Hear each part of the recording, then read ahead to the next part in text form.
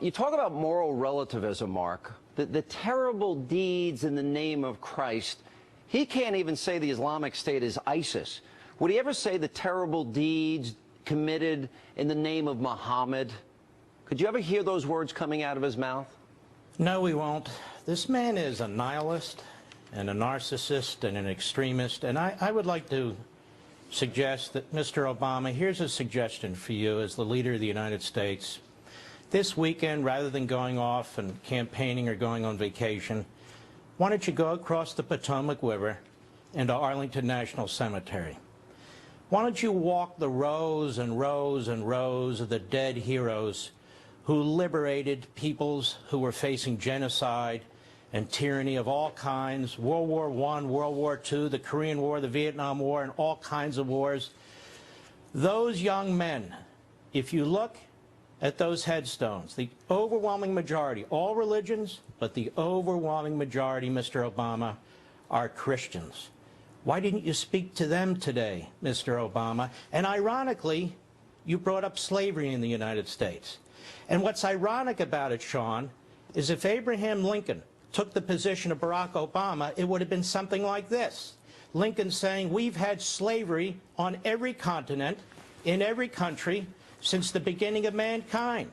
The Egyptians enslaved the Jews. The Romans enslaved the Christians. Slavery is almost a human natural act, is it not?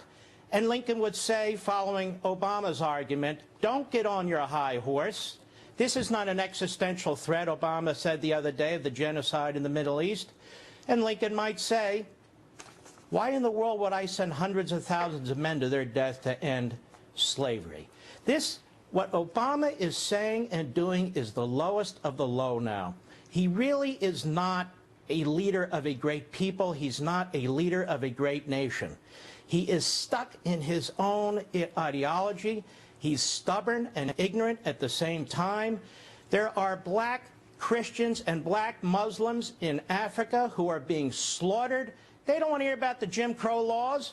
There are Christians, there are other Muslims being slaughtered in the Middle East. They don't need a lecture from Obama about Christianity. The fact of the matter is, Obama is not doing anything effective or substantive to stop genocide in our time.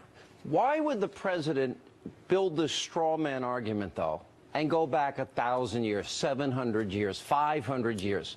Why would he do that and yet, to this day, does not recognize the reality? For example, this week, we saw how the Jordanian king responded when a Jordanian pilot was burned to death. He ended up killing terrorists that they had in prison, and then he bombed the living daylights out of them.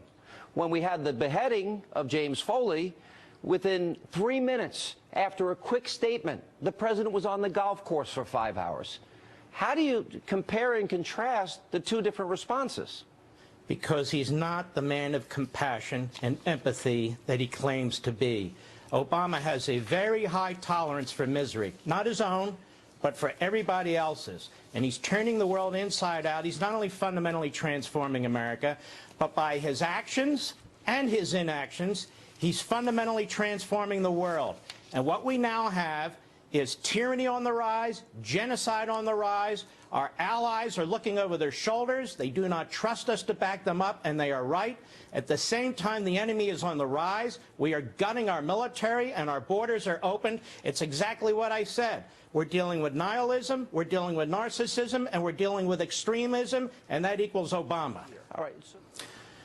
Look, I'm not a psychiatrist or a psychologist, and I even think the best of them couldn't figure him out completely. But listen to how ludicrous his argument is. We were at war with the Third Reich.